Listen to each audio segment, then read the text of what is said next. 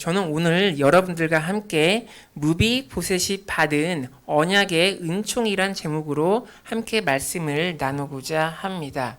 그래서 주님의 큰 은혜를 받으시기를 간절히 기도드립니다. 오늘 본문으로부터 알 수 있는 첫 번째 메시지는 우리는 예수님으로 말미암아 은총을 받을 수 있다는 사실입니다. 그래서 오늘 본문에서 다윗은 요나단으로 말미암아 사울의 집에 은총을 베풀겠다고 합니다. 사울은 누구입니까? 사울은 이스라엘 왕으로 다윗을 죽이려 했던 왕입니다. 그래서 사울은 다윗이 자기보다 이스라엘 백성에게 인기가 높음을 시기하고 질투하여서 다윗을 죽이려고 했습니다. 그렇다면 요나단은 누구입니까? 요나단은 사울의 아들이자 또한 다윗의 진실한 친구였습니다. 그리하여 다윗이 위기에 처했을 때마다 요나단은 다윗을 물심양면으로 도왔던 사람입니다. 그래서 이러한 배경을 고려했을 때 요나단은 사울의 아들이기 때문에 아버지의 사울의 명령에 대놓고 반기를 들고 대적할 수가 없었습니다.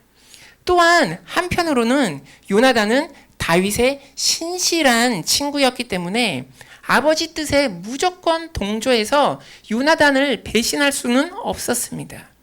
그리하여 신실한 요나단은 아버지의 정인 부정과 친구인 의리 사이에서 고뇌하면서 사울과 다윗 사이를 서로 중재하려고 노력했던 인물이었습니다. 그래서 사무엘상 19장 4절에 보면 이렇게 나왔습니다. 요나단이 그의 아버지 사울에게 다윗을 칭찬하여 이르되 원하건대 왕은 신하 다윗에게 범죄하지 마옵소서. 그는 왕께 득죄하지 아니하였고 그가 왕께 행한 일은 심히 선함이다. 이렇게 말씀하고 있습니다. 그래서 이처럼 요나단은 사울에게 다윗의 선함을 강조하면서 그 사이를 중재하고 사울의 범죄를 막으려고 했습니다. 그리고 다윗이 위기의 상황에 직면했을 때 요나단은 다윗이 위기의 상황에서 빠져나올 수 있도록 도와주려고 노력하였습니다. 그래서 하나님의 영이 충만했던 요나단은 다윗을 자기 생명처럼 아끼고 사랑했습니다. 그리고 언약까지 맺었습니다. 그래서 다음 구절 한번 다 같이 읽어보시겠습니다. 시작. 요나단은 다윗을 자기 생명같이 사랑하여 더불어 언약을 맺었으며 이렇게 말씀하고 있습니다. 그래서 요나단은 언약을 맺으면서까지 다윗을 자기 생명처럼 사랑하였습니다. 그런데 안타깝게도 다윗을 도왔던 요나단이 적 블레셋과의 전투에서 아버지 사울과 함께 전사하고 맙니다. 사랑하는 여러분, 사울과 다윗 사이를 중재했던 요나단의 삶을 보았을 때 마음에 떠오르는 분이 없으십니까? 네, 맞습니다. 하나님과 죄인인 우리 사이를 중재하신 예수님이 생각나실 것입니다. 그래서 예수님은 요나단과 마찬가지로 하나님과 우리 사이에 막힌 담을 무너뜨리시고 갈라진 그 사이를 메꾸시고 중재하셨습니다. 그런데 요나단과 예수님의 차이점이 있다면 요나단은 사울과 다윗 중에서 의인인 다윗을 위하여 언약을 맺었지만 우리 주님께서는 죄인의 편에 쓰셔서 죄인인 우리를 위하여 언약을 맺으셨습니다. 이처럼 주님의 사랑이 위대한 이유는 사랑받을 자격이 없는 죄인에게 사랑을 베풀어 주셨기 때문입니다. 마치 요나단이 다윗을 자기 생명처럼 사랑한 것처럼 예수님께서는 죄인인 우리를 자기 생명처럼 아끼시고 소중히 여기시고 사랑하셨습니다. 그래서 로마서 5장 8절에 이렇게 나와 있습니다. 우리가 아직 죄인 되었을 때 그리스도께서 우리를 위하여 죽으심으로 하나님께서 우리에 대한 자기의 사랑을 확증하셨느니라 이렇게 말씀하고 있습니다. 그래서 이처럼 주님께서는 우리가 죄인 되었을 때 우리를 위하여 죽으심으로 하나님께서 우리에 대한 사랑을 확증하셨습니다. 이것은 오직 하나님 아들 예수 그리스도만이 베풀어 주실 수 있는 갚을 수 없는 사랑입니다. 그래서 요나단이 의인이긴 하지만 요나단은 다윗을 위하여 죽지는 않았습니다. 그러나 우리 주님은 죄인인 우리를 위하여 자신의 목숨을 버리심으로 우리에 대한 사랑을 확증하셨습니다. 그리고 이러한 사랑이 바로 영원한 언약이 되는 것입니다. 그래서 마태복음 26장 28절 한번 다 같이 읽어보시겠습니다. 이것은 죄 사함을 얻게 하려고 많은 사람을 위하여 흘리는 바 나의 피 곧 언약의 피니라, 이렇게 말씀하고 있습니다. 그래서 예수님께서는 우리를 위하여 십자가에서 받으신 고난은 죄 사함을 얻게 되는 곧 언약의 피, 약속의 피라고 말씀하고 있습니다. 그러므로 우리는 주님의 변하지 않는 언약, 약속 안에서 죄 사함을 얻을 수가 있습니다. 그리고 하나님의 은총과 사랑을 받을 수가 있습니다. 회복을 꿈꿀 수가 있습니다. 왜냐하면 주님의 언약은 변하지 않는 하나님의 신실한 약속이고 영원한 기억이기 때문입니다. 그래서 다윗도 자신의 적이었던 사울의 후손에게 은총을 베푼 이유는 무엇입니까? 바로 요나단으로 말미암아, 즉 요나단이 보여준 헌신의 언약을 기억하고 은혜를 베푼 것입니다. 그래서 사무엘하 9장 1절에 보면 이렇게 나와 있습니다. 다윗이 이르되 사울의 집에 아직도 남은 사람이 있느냐? 내가 요나단으로 말미암아 그 사람에게 은총을 베풀리라 하니라, 이렇게 말씀하고 있습니다. 이처럼 요나단으로 말미암아 은총을 베푼다고 나왔습니다. 근데 그 당시 중동 문화에서는 정권이 바뀌면 이전 왕조의 후손들을 다 죽이거나 아니면 모든 재산을 다 박탈하고 먼 지역으로 유배를 보내는 것이 전통이고 관습이었습니다. 그러나 다윗은 자신의 적인 사울이 죽고 이스라엘 왕이 되어 정권을 잡았을 때 요나단으로 말미암아 사울의 후손이자 요나단의 아들 무비보셋에게 은총을 베풀었습니다. 왜 은총을 베풀었습니까? 요나단과 맺은 언약 때문에, 요나단의 헌신을 기억하고 사울의 후손이자 요나단의 아들에게 은혜를 베푼 것입니다. 사랑하는 여러분, 다윗이 요나단으로 말미암아 사울의 후손에게 은총을 베푼 것처럼 우리도 하나님의 아들인 예수님으로 말미암아, 즉 예수님의 십자가의 언약으로 인하여서 하나님의 사랑과 은총을 받을 수가 있습니다. 예수님의 십자가 언약 때문에 하나님의 은혜와 긍휼과 사랑과 자비를 우리가 받을 수가 있습니다. 죄의 사함을 받을 수 있습니다. 그러나 사탄은 그것이 거짓말이라고 우리에게 속삭입니다. 그러한 언약은 존재하지 않는다고 우리에게 속삭입니다. 그러나 변하지 않는, 영원히 변하지 않는 하나님의 말씀은 그리스도 안에서 새로운 언약이 존재함을 분명히 성경에 말씀하고 있습니다. 그래서 고린도후서 3장 6절에 이렇게 나와 있습니다. 다 같이 읽어보시겠습니다. 시작. 그가 또한 우리를 새 언약의 일꾼 되기에 하지 않고 오직 영으로 함이니 율법 종은 죽이는 것이고 영은 살리는 것이라, 이렇게 나와 있습니다. 이처럼 그리스도로 말미암은 새 언약은 우리를 살립니다. 왜냐하면 새 언약은 율법 조항으로 구성되어 있지 않고 그리스도의 영, 성령으로 말미암았기 때문입니다. 성령은 죽이고 파괴하는 역사가 아니라 회복해 하고 살리는 역사입니다. 그러므로 예수 그리스도 안에서, 새 언약 안에서는 성령으로 말미암아 죽어가는 것들을 살리고 회복하고 소생케 되는 역사가 있습니다. 사랑하는 여러분, 지금 인생에 보이지 않는 막막한 안갯길을 지나고 계십니까? 아니면 힘든 상처와 아픔의 가시밭길을 걷고 계십니까? 그렇다면 이 한 가지 사실만을 기억하시고 믿으시기 바랍니다.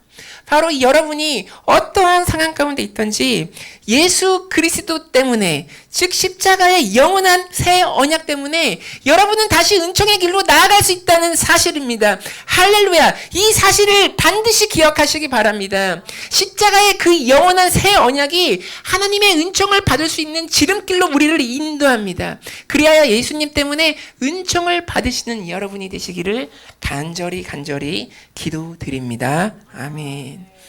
둘째로 본문을 통하여 알 수 있는 메시지는, 하나님의 은총은 여러분이 어떠한 절망 가운데 있더라도 소망과 회복을 만들어 주신다는 사실을 우리가 알 수 있습니다. 그래서 우리 다 같이 9장 3절 한번 본문 다 같이 읽어보시겠습니다. 시작. 왕이 이르되 사울의 집에 아직도 남은 사람이 없느냐? 내가 그 사람에게 하나님의 은총을 베풀고자 하노라 하니, 시바가 왕께 아뢰되 요나단의 아들 하나가 있는데 다리저는 자인이라 하니라. 이렇게 말씀하고 있습니다.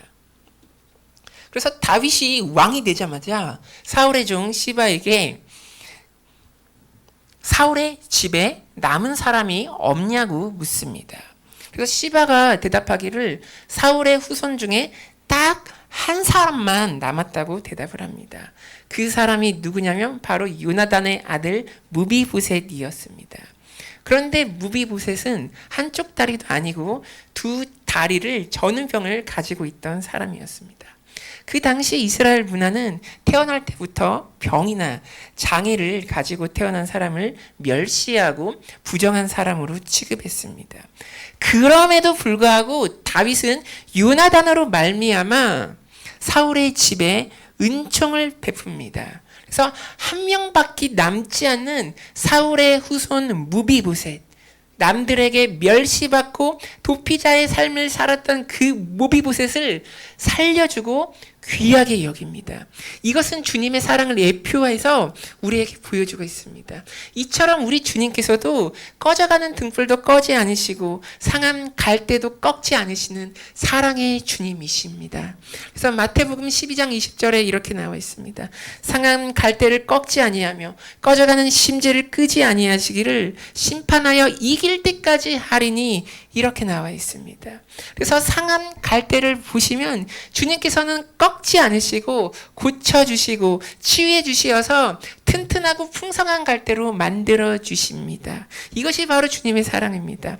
또 주님께서는 꺼져가는 심지를 보면 바로 그냥 희망이 없다고 끄지 않으시고 주위로부터 비바람을 막아주시고 성령의 연료를 공급해 주시고 다시 활활 타오르는 불로 회복해 주시는 것이 바로 주님의 사랑입니다. 이처럼 죽어가는 사람을 살리고 희망 없는 사람에게 소망을 주고 사랑을 베풀어 주시고 슬픈 영혼에게 기쁨을 주시는 것이 바로 주님의 마음입니다. 주님이 계시면 어떠한 상황 가운데서도 주님께서 길을 내십니다. 이러한 주님의 따스한 만지심과 치유하심을 체험하시기를 기도드립니다. 사랑하는 여러분, 현재 아픔 가운데, 슬픔 가운데, 절망 가운데 계십니까? 소망이란 소망을 찾아볼 수 없는 상황 가운데 계십니까? 아니면 사울의 집처럼 적들의 공격 때문에 나의 영혼이 무너져 내리셨습니까? 아니면 무비보셋처럼 인생의 핸디캡을 가지고 계십니까? 그렇다면 여러분의 믿음의 눈을 들고 그 눈을 주님께 향하시고 손을 높이 들고 주님께 기도하시기 바랍니다. 주님께 사랑과 은총을 구하시길 바랍니다.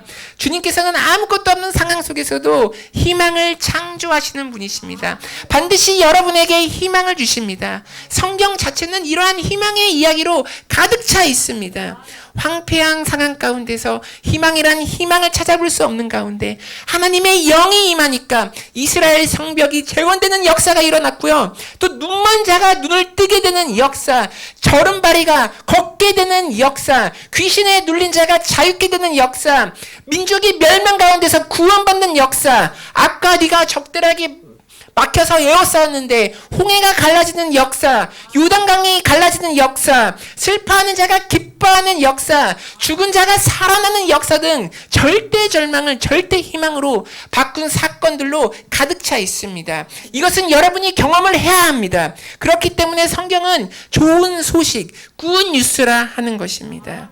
사랑하는 여러분, 여러분의 상황을 바라보지 마시고 절망 가운데서조차 여러분을 회복시킬 수 있는 하나님의 은총을 구하시길 바랍니다. 하나님의 사랑을 사모하시기 바랍니다. 그 하나님의 소망의 터치가 현재 여러분이 처한 슬픔의 노래, 탄식의 노래를 기쁨의 노래로 바꾸실 것입니다.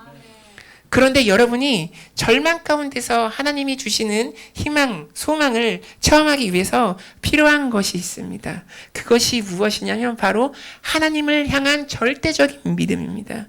사랑하는 여러분, 하나님을 향한 믿음을 가지시기를 바랍니다. 그렇기 때문에 시편 기자는 이렇게 말씀하고 있습니다.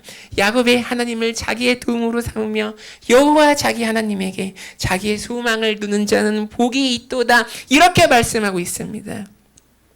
바로 야곱의 하나님, 이삭의 하나님, 아브라함의 하나님으로 나를 도움으로 삼으며 나의 하나님께 우리의 소망을 둬야 됩니다. 그런데 보통 믿는 사람들이 하는 실수가 무엇이냐? 바로 위급한 상황, 긴급한 상황, 절박한 상황이 오면 하나님을 의지하려고 하지를 않습니다. 먼저 하나님보다 주위의 사람들을 의지하려고 합니다. 그래서 기도를 하기보다는 하나님은 사람을 통하여 일하시는 분이야, 이렇게 생각하고 자기 합리화를 하면서 적극적으로 내가 힘있고 재력 있는 사람을 찾아다니며 도움을 구합니다. 그러나 성경은 이렇게 말씀하고 있습니다. 귀인들을 의지하지 말며 도울 힘이 없는 인생도 의지하지 말지니, 이렇게 말씀하고 있습니다. 성경은 사람을 의지하지 말라고 말씀하고 있습니다. 그리고 인생은 도울 힘이 없는 존재라고 말씀하고 있습니다. 사랑하는 여러분, 인생의 어려움과 내가 감당할 수 없는 문제가 닥쳤을 때 사람을 의지하지 말고 제일 먼저 하나님을 의지하시기 바랍니다. 대부분의 사람들은 철저하게 자기 이익관계에 따라서 움직이고 1원이라도 손해를 보지 않으려고 않습니다. 물론 하나님의 마음을 가지고 조건 없는 사랑을 베푸시는 분도 있습니다. 그러나 대부분의 사람들은 여러분을 도와주려고 하는 것 같아도 그것이 자기에게 유익이 되느냐 안 되느냐를 먼저 따져봅니다. 외교도 마찬가지이기 때문에 국익을 최우선으로 합니다. 그러나 우리의 영적인 부모 되시는 하나님은 그렇지 않습니다. 하나님께서는 이것저것 자신의 이익 유무를 따지지 않으시고 자신을 희생해 가면서까지 우리를 전심으로 사랑하시고 도우십니다. 그러므로 도울 힘이 있으시는 전능하신 하나님을 의지하시고 그 하나님께 무릎을 꿇고 손을 들고 기도하시기 바랍니다. 그렇다면 모든 환경과 사람의 마음을 주관하시는 하나님께서 일을 행하시는 것입니다. 은총을 베풀어 주시는 것입니다. 다윗이 사울의 집을 멸하지 않고 요나단과의 언약을 기억하며 무비보셋에게 은총을 베풀어 줬던 이유는 하나님의 영이 다윗과 함께 있어 다윗의 마음을 움직이셨기 때문입니다. 그래서 표면적으로 보면 다윗이 이러한 은총을 베푼 것 같지만 그 배후에서는 하나님의 보이지 않는 손이 다윗에게 역사를 한 것입니다. 그래서 무비보셋이 이러한 은총을 받을 수 있는 것입니다. 사랑하는 여러분, 제일 먼저 하나님을 의지하시기 바랍니다. 그리고 여러분의 야망이 아닌 하나님이 주시는 소망과 비전을 따라 인생길을 걸어가시기 바랍니다. 그렇다면 하나님께서 모든 무너져가는 환경을 소생케 하여서 살리십니다. 그래서 하나님을 전적으로 의지하는 삶을 사시는 여러분이 되시기를 기도합니다. 요새 클라우드 펀딩이 유행하지 않습니까?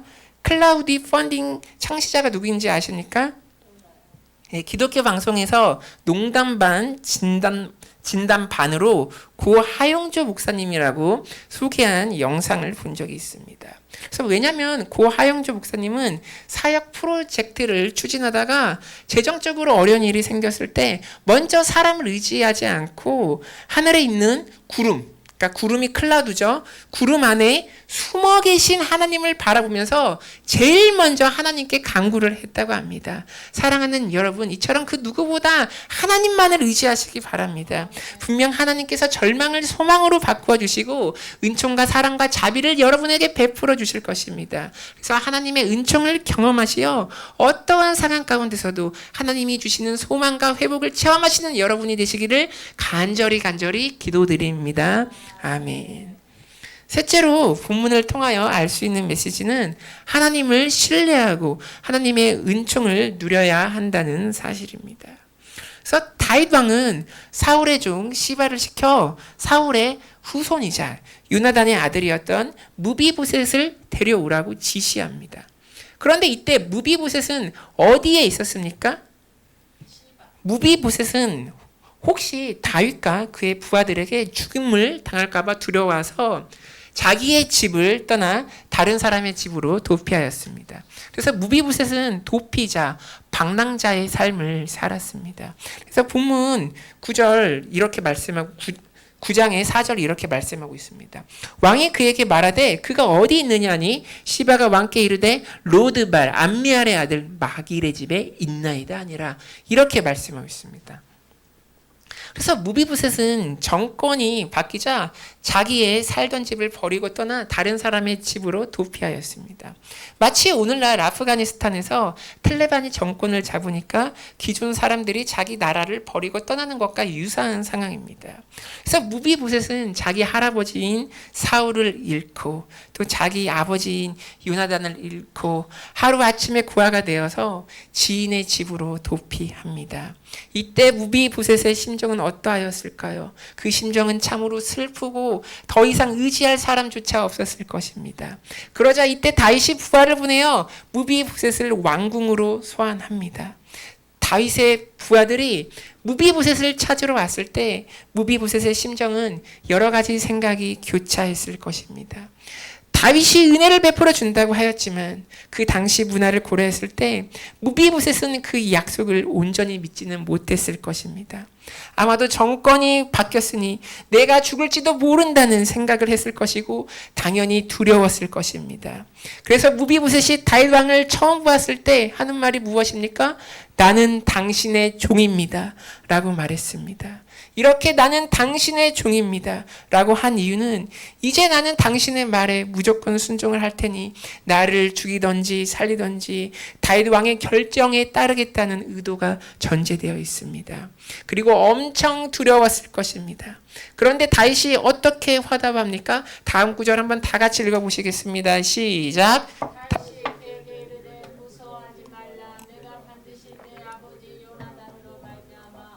내게 은총을 베풀리라. 내가 내 할아버지 사울의 모든 밭을 다 내게 도로 주겠고 또 너는 항상 내 상에서 떡을 먹을지라 하니 이렇게 말씀했습니다. 그래서 무비보셋이 엄청 무서워했나 봅니다. 떨며 두려움에 있는 무비보셋에게 다윗은 뭐라고 말합니까? 무서워하지 말라고 합니다. 그리고 너의 아버지 요나단으로 말미암아 은총을 베풀겠다고 하면서 사울의 재산을 다 회복시켜 무비보셋에게 주겠다고 약속하였고 다윗과 함께 왕궁에서 살며 한 상에서 음식을 먹을 수 있는 어마어마한 축복을 받습니다. 한 상에서 밥을 먹겠다는 것은 무비보셋을 자신의 가족과 똑같이 차별하지 않고 대우하겠다는 것입니다. 그러자 무비보셋은 뭐라고 대답합니까? 이렇게 대답합니다. 그가 절하여 이르되 이 종이 무엇이기에 왕께서 죽은 개 같은 나를 돌보시니까 하니 이렇게 대답합니다. 그래서 자신을 살아있는 개도 아닌 죽은 개로 비유하면서 이 종이 무엇이기에 나를 돌보시냐고 하면서 어쩔 줄 몰라 합니다. 사랑하는 여러분, 우리 주 하나님께서도 여러분에게 똑같이 말씀하십니다. 혹시 여러분이 하나님의 사랑이 받을 자격이 없다고 생각하십니까? 여러분 자신을 도피자, 비천한 종으로 치부하며 혹은 죽은 개로 생각하시어 하나님의 사랑을 받을 자격이 없는 존재라고 생각하십니까? 그러나 절대 아닙니다. 여러분은 여러분 자신을 무비보셋처럼 도피자, 비천한 종으로, 그리고 죽은 개라고 생각할지 몰라도 하나님께서는 여러분을 하나님의 존귀한 자녀, 아들, 딸로 생각하십니다.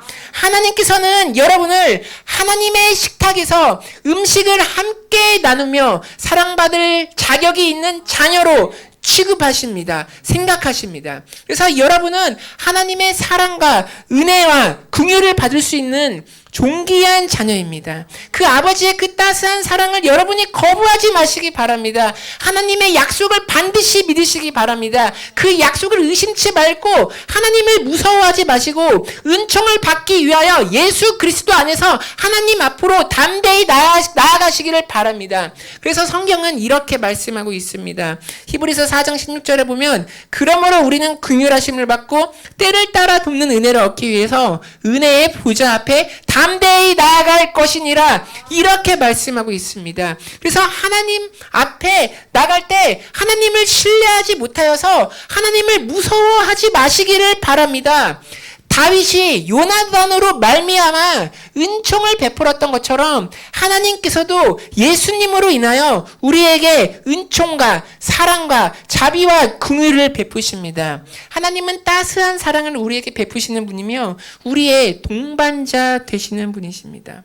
그런데 안타깝게도 많은 사람들이 하나님을 절대 군주처럼 우리에게 절대적인 권력의 힘을 휘두르는 분이라고 생각하는데, 이것은 권위주의 신학이 만들어낸 잘못된 이미지입니다. 하나님께서는 절대 군주 같은 이미지로 우리에게 절대적인 명령을 내리거나 절대 권력을 행사하시고 절대 명령을 강요하시는 분이 아닙니다.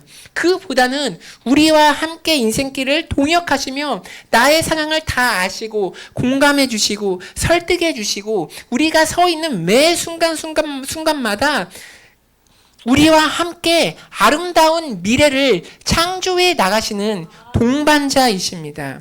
그러므로 우리가 겪는 아픔과 기쁨에 같이 공감하시고 같이 아파하시고 같이 기뻐하시는 분이 바로 사랑의 하나님이십니다. 우리를 따스하게 품어주시는 하나님이십니다. 그러므로 여러분들과 함께 하시는 그리스도를 믿음으로 바라보시기를 바랍니다. 그래서 성 패트릭은 다음과 같은 기도를 하였습니다. 나와 함께 계신 그리스도, 내 안에 계신 그리스도, 내 뒤에 계신 그리스도, 내 앞에 계신 그리스도, 내 옆에 계신 그리스도, 나를 이기시는 그리스도, 나를 평온케 하시고 회복시키시는 그리스도, 내 아래 계신 그리스도, 내 위에 계신 그리스도. 이렇게 기도했습니다. 할렐루야! 하나님의 눈이 여러분의 삶에, 여러분의 위에, 아래에, 앞과 뒤에 머물러 계십니다. 마치 갓난아이를 둔 부모가 그 자녀에게 한순간도 눈을 떼지 못하는 것처럼 하나님께서는 우리의 영적인 부모가 되시기 때문에 자녀인 우리에게 항상 눈과 마음을 고정시키십니다. 그리고 사랑과 은혜를 베풀어 주십니다. 그러나 사탄은 여러분을 하나님의 사랑을 받을 수 없는, 자격이 없는 비천한 종이라고, 너는 하나님을 피해 도망가야 한다고, 은총을 받을 수 없는 죽은 개같이 보잘것없는 존재라고 속삭입니다. 그런데 이때 우리는 예수 그리스도의 이름으로 이러한 거짓과 정죄를 끊어내야 됩니다. 그래서 우리는 하나님의 귀한 자녀로서 하나님의 사랑을 당당히 누리며 즐겨야 되는 것입니다. 그래서 여러분은 하나님의 존귀한 자녀이며 하나님의 집과 식탁에서 하나님의 음식을 함께 먹을 귀한 하나님의 자녀이십니다. 그래서 사무엘하 9장 11절에 이렇게 나와 있습니다. 다 같이 읽어보시겠습니다. 무비보셋은 왕자 중 하나처럼 왕의 상에서 먹으니라.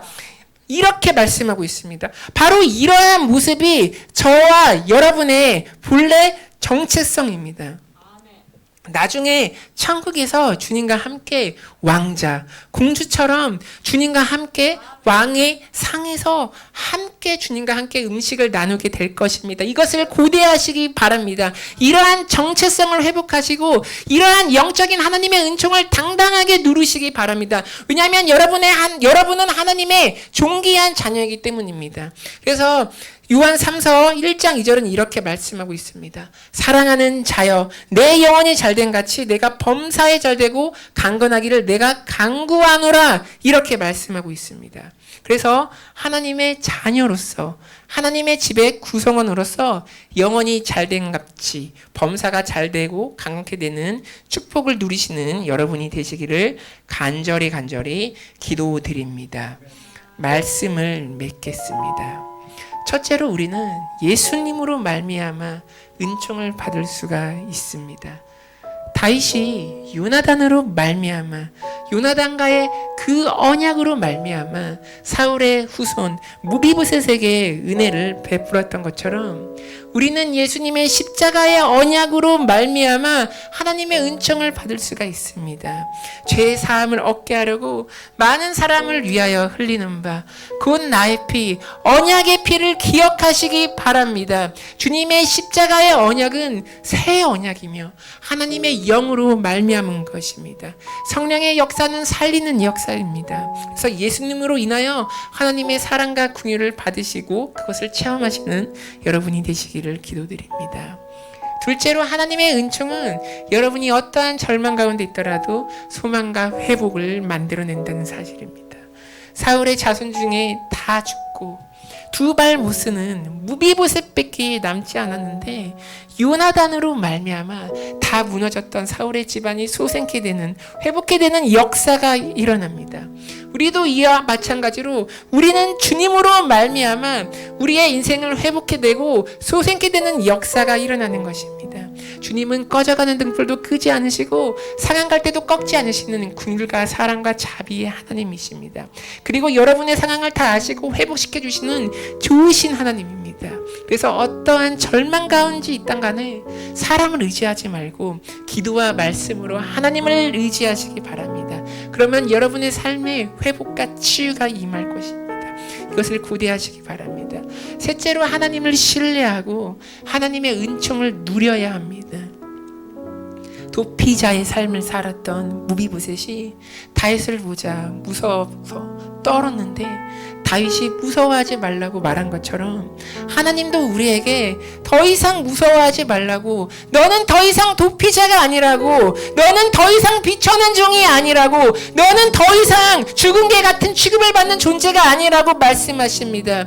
우리는 하나님의 사랑을 받을 수 있는 존귀한 하나님의 자녀입니다. 하나님은 두려운 군주가 아니라 우리의 아픔과 슬픔을 공감하시고 설득하시고 치유하시는 인생의 아름다운 사랑의 동반자이십니다. 그러므로 여러분의 정체성은 하나님의 나라의 왕자와 공주이며 하나님의 식탁에서 같이 음식을 나눈 하나님의 존귀한 자녀입니다. 이러한 정체성을 회복하시는 여러분이 되시기를 간절히 기도드립니다. 오늘 들으신 말씀을 생각하면서 다 같이 기도하시겠습니다. 우리가 예수님으로 말미암아 은총을 받길 원합니다. 또 성령으로 말미암은 새 언약인 예수 그리스도 십자가를 기억하기 원합니다. 상황 갈 때도 꺾지 않으시는 사랑의 주님을 의지하고 소망을 바라보기 원합니다. 그리고 내가 사람을 의지하기보다는 하나님을 의지하기 원합니다. 그리고 내가 하나님의 자녀로서 존귀한 정체성을 회복하기 원합니다. 우리 다 같이 주님의 이름 한번 부르고 다 같이 기도하시겠습니다. 주여!